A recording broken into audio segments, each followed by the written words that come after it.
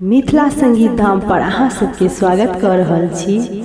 हम अमृता झा एकटा परिछन के गीत गाबि रहल छी। अहाँ सबके गीत नीक लागे तो वीडियो के लाइक करो और केहन लागल कमेंट में कहबै। जे चैनल पर नया छी हुनका से आग्रह चैनल के सब्सक्राइब करू। जय मिथिला, जय मैथिली, जय श्याम।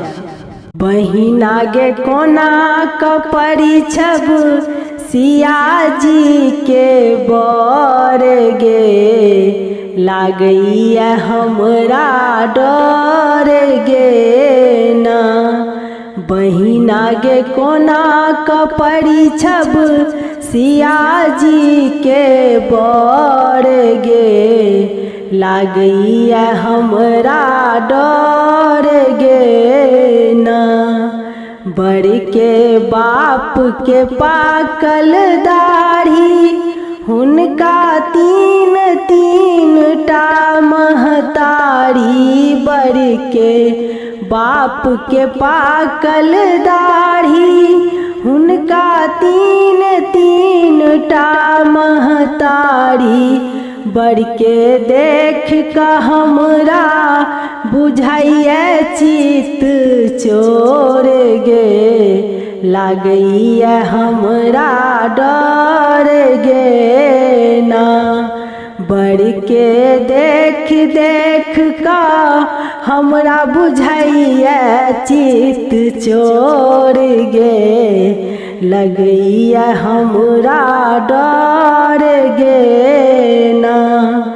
बहिना गे कोना कपरी छब सिया जी के बर गे, लगैया हमरा डर गे ना। बहिना गे कोना कपरी छब सिया जी के बर गे, लगैया हमरा डर गे ना। बड़ छथी बचपन सँ धनुषधारी, ओ तऽ बनौलनि पत्थर के नारी। बड़ छथी बचपन सँ धनुषधारी, ओ तऽ बनौलनि पत्थर के नारी।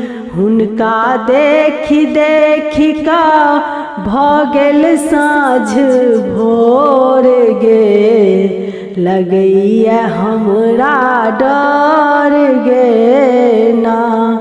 हुनका देखैत देखैत भऽ गेल साँझ भोर गे, लगैया हमरा डर गे ना।